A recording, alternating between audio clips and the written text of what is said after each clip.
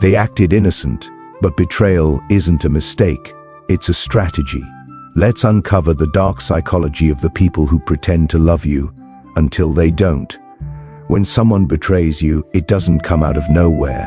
It's not a sudden moment of weakness or a harmless slip of judgment.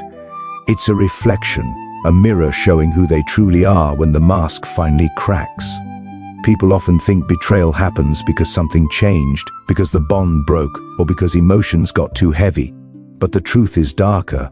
Betrayal doesn't change a person, it reveals them. It's not created in that moment, it's exposed. The psychology behind betrayal begins long before the act itself. It starts as a quiet conflict inside the betrayer. They carry envy they never speak about. They compare themselves to you in silence, counting your strengths as their wounds. Every time you succeed, they shrink a little inside. They disguise it with smiles, compliments, maybe even affection. But envy festers. It grows in the corners of their mind until your light becomes unbearable to them. In psychology, this is projection. They begin to project their own weakness, their own dissatisfaction onto you. Suddenly, they convince themselves that you think you're better, that you don't deserve what you have, that you're the problem. And once they've rewritten the story in their head, betrayal becomes justified. They're not the villain anymore. They're just setting things right. It's fascinating and horrifying how the human mind can twist guilt into logic. The betrayer will often tell themselves, "It's your fault." They might say you were too trusting, too proud, too blind. But these are excuses crafted by a fragile ego desperate for validation. Because deep down, betrayal isn't about hate, it's about self-hate. It's a psychological escape route. When someone feels powerless in their own life, they find control in destroying yours. The moment they betray you, they feel something dark but satisfying, power, a rush of control. For a brief second, they aren't small anymore. They aren't invisible. They've taken something that wasn't theirs to take, and that makes them feel alive. But the thrill doesn't last. It fades quickly, replaced by a hollow echo they can't silence. So they lie, they justify, they hide behind words like "I didn't mean it" or "you misunderstood," but they meant every second of it when it happened. Betrayal is premeditated silence. It's a decision made in shadows long before you ever see it. They think you won't notice. They think they can outsmart trust. But trust doesn't die easily. It decays. It takes time, small cracks, subtle shifts, a missed call, a strange tone, a different kind of silence. You start to feel it before you know it. Your instincts sense something off, but your mind refuses to believe it, because believing it would mean accepting that the person you cared for was never real to begin with. And that's the cruelest part. Betrayal doesn't just break your trust, it breaks your reality. The person you thought you knew, the bond you believed in, the history you built, all of it collapses under the weight of truth. They were never who you thought they were. They were just who they wanted you to see. Psychologically, betrayal forces your brain into survival mode. You replay moments, you search for signs, you analyze words, gestures, pauses. You try to find where it all began, as if solving the timeline could fix the pain. But the truth doesn't bring peace, it brings clarity, and clarity can cut deeper than any lie. In the end, betrayal isn't a loss of trust, it's the unveiling of truth. It shows you what kind of person they are, and what kind of person you can never be again, because once you see the darkness in someone you trusted, you never unsee it. And once they reveal it, they can never hide again. Power. That's the quiet drug behind every betrayal. People think betrayal comes from emotion, anger, jealousy, heartbreak. But deep down, it's about control. It's about the thrill of holding power over someone who never expected to be hurt by you. The betrayer doesn't just break trust, they play God with it. They decide when it lives and when it dies, and in that moment they feel something intoxicating, a twisted kind of freedom. Psychologically, this is the root of manipulation. The betrayer feels small in most areas of their life, unnoticed, unimportant, unseen. But when they deceive, when they break what was sacred, they suddenly feel superior. For once they're in charge. For once they control how another person feels. That control becomes addictive, almost like a secret they can't resist keeping. Every lie, every hidden message, every silent betrayal feeds the same hunger to feel powerful. Betrayal is rarely impulsive. It's deliberate, planned, a slow dance between guilt and pleasure. The betrayer rehearses it in their mind, plays out scenarios, imagines outcomes. They study your reactions. They learn your weaknesses. It's psychological warfare disguised as affection. They know exactly what to say, how to act, how to make you trust them more, just so it hurts deeper when the mask finally drops. There's a certain dark satisfaction in watching someone trust you completely while you know what's coming. It's not about love anymore. It's about dominance. Every secret they hide, every boundary they cross, reinforces their illusion of control. They think, I can fool you, I can play you, I can make you believe what I want. That thought gives them a rush of superiority, a momentary escape from their own mediocrity. Because betrayal, at its core, isn't just cruelty. It's insecurity dressed as power. Psychology calls this a power imbalance. When someone feels powerless inside, they seek control outside. Hurting you makes them feel significant.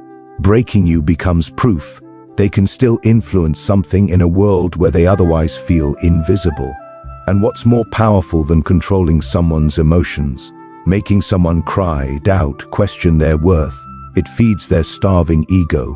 The paradox is cruel. They crave closeness, yet destroy it. They need your trust to betray it. Without your belief in them, the act loses meaning. So they nurture the connection, pretending to care, only to weaponize it later. Betrayal is never just the breaking of trust. It's the planned demolition of it. It's emotional engineering. And once they see the damage, once they see the shock in your eyes, something dark flickers inside them, a mix of guilt and pride. The guilt fades fast. The pride stays longer. They'll say they didn't mean it, but the truth is, they wanted to see how much power they had over you. That's the real reason behind the smile after the lie, the calm after the chaos. It's not remorse, it's satisfaction. Humans have a strange relationship with power. Even those who seem gentle can crave dominance in silence. They want to feel significant. They want to prove they can affect others. That's why betrayal is so dangerous. It's power without empathy. Once someone learns they can hurt you and still sleep at night, they've crossed a line they'll cross again. The mind adapts to darkness. The psychology behind betrayal is simple but cruel. Those who can't control their own pain try to control yours. They manipulate to escape their emptiness. They deceive to feel alive. But power built on destruction always collapses. Eventually, the rush fades, and all that's left is what they truly are: fragile, hollow, and afraid of the very truth they created. Because in the end, control is just an illusion, and those who chase it the hardest are already lost. When someone betrays you, they rarely see themselves as the villain. That's the disturbing part. They twist the story until their actions make sense, until their conscience feels clean. This is the mind's most dangerous defense: cognitive dissonance. The gap between what they did and who they believe they are becomes unbearable, so their mind bends the truth until it fits. They lie, but not just to you, to themselves. It's not self-awareness that drives them, it's self-preservation. The human ego cannot easily accept being the source of pain. The betrayer needs to believe they are still good, still justified, still human. So they build a story where betrayal wasn't betrayal, it was necessary. You were too distant, too demanding, too perfect. They convince themselves that you caused it, that your actions gave them no choice. It's a psychological rewrite, one where they stay the hero and you become the reason. Inside their head, the narrative changes. They start to remember things differently. Every small argument, every moment of silence becomes evidence. They cherry-pick the past to match their new truth. It's not memory, it's mental editing. And once they believe their own version, guilt fades. They can smile at you, even lie to your face, because in their mind, they're not lying. They're just defending their reality. Cognitive dissonance gives them comfort. It protects them from shame. It lets them destroy something sacred and still feel righteous. This is the dark side of human psychology, our ability to justify anything when it benefits our ego. The betrayer doesn't sit awake at night haunted by what they did. They rationalize it, they numb it, they shift the weight to you. You changed, you pushed me away, you never understood me. These are not excuses, they're shields. Thin, fragile shields that block their own reflection, and if you confront them, they'll double down. They'll twist your words. They'll act like you're overreacting, like you're too emotional, too dramatic. It's all part of the same psychological defense. If they can make you question your perception, they never have to face their own. They build illusions so elaborate that even they start to live inside them. They'll rewrite the betrayal into a love story, a misunderstanding, a mistake that somehow you caused. This is why betrayal feels like madness to the one betrayed. Because while you're holding truth, they're living in fiction. You're replaying moments trying to understand, while they're rewriting them to survive. You seek closure, they seek comfort. The pain you feel is real. The peace they show is fake. It's not calm, it's denial. People think lies protect others, but in betrayal, lies protect the betrayer. The bigger the lie, the safer they feel. Admitting the truth would shatter their illusion of goodness. It would make them face the monster within. So they choose blindness. They become their own victim, trapped in a story they created to escape responsibility. Over time, they start to believe it completely. The false narrative hardens into identity. They no longer remember who they were before the lie. They stop seeing right and wrong. They just see what keeps them safe. This is the tragedy of self-deception. It doesn't heal guilt, it buries it, and buried guilt always rots into something darker. Resentment, bitterness, a quiet emptiness that never leaves. You see, people who betray don't just lie to others. They live inside their lies. They decorate them, defend them, die with them. Because facing the truth would destroy the fragile version of themselves they've worked so hard to protect. So they stay blind, they stay numb, they stay false. And the truth they ran from becomes the shadow that owns them. Once someone crosses the line of betrayal, something inside them changes. The first time hurts them almost as much as it hurts you. Their heart races, their conscience trembles, and for a brief moment, they feel guilt crawling under their skin. But if they don't face it, if they justify it, deny it, or bury it, the guilt dies quietly. And once it dies, something darker is born in its place. Betrayal becomes easier, quicker, colder. The human mind adapts to almost anything, even to cruelty. The first lie feels heavy, the second one feels lighter, the third feels normal. This is how the shadow cycle begins. It starts with one act that feels wrong and ends with a person who can destroy without flinching. Each betrayal rewires them. Their empathy dulls, their remorse fades, and their fear of being caught becomes their only morality. It's no longer about right or wrong, it's about what they can get away with.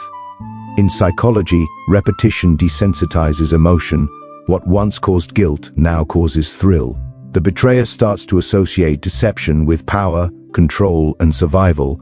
They get used to the rush of being two people at once, the one you see and the one you don't. And slowly, they start to prefer the hidden version. The mask becomes more real than their face. They start to crave the secrecy, the manipulation, the quiet dominance. It makes them feel untouchable. But the darkness never stops at one level. It deepens. Once betrayal becomes familiar, they need more to feel the same rush. They push boundaries, they test limits, they see how far they can go before you notice. They start to enjoy the danger, the game, the thrill of lying and still being loved. That's the addiction. Control mixed with illusion. It's psychological intoxication. They get high on your trust and drunk on their deceit. Inside, they know they're not innocent, but they learn to silence that voice. They train their mind to forget, to numb, to erase.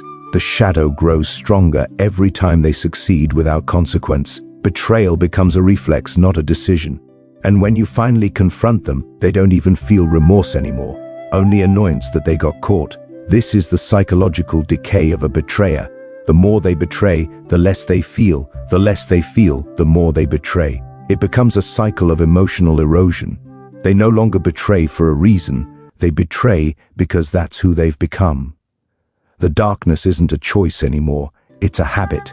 And habits built on deception don't end easily. The saddest part? They start to lose touch with reality. Their lies replace truth. Their justifications replace morals. They start believing their own narratives just to stay sane. But deep inside, something hollow keeps echoing. That hollow space is what's left of their conscience, small, quiet, fading. They carry it like a ghost they can't name. And no matter how much they lie, manipulate, or pretend, that emptiness follows them everywhere. Betrayal doesn't just destroy the betrayed, it corrupts the betrayer. It eats them from within. It turns them into something unrecognizable, even to themselves. They become numb, detached, addicted to their own darkness. And by the time they realize what they've become, there's nothing left to save. Because once betrayal becomes easy, humanity becomes hard. And once they step into the dark, they never walk out the same. And that's the truth most people can't face. Betrayal doesn't just break trust, it rewrites souls. It turns hearts into weapons and love into a memory you flinch to touch. The betrayer walks away believing they've won, but they carry the rot with them, the silence, the guilt, the ghost of who they used to be. You heal. They decay, because betrayal doesn't end with goodbye. It ends when they finally realize the darkness they gave you is the only thing they have left.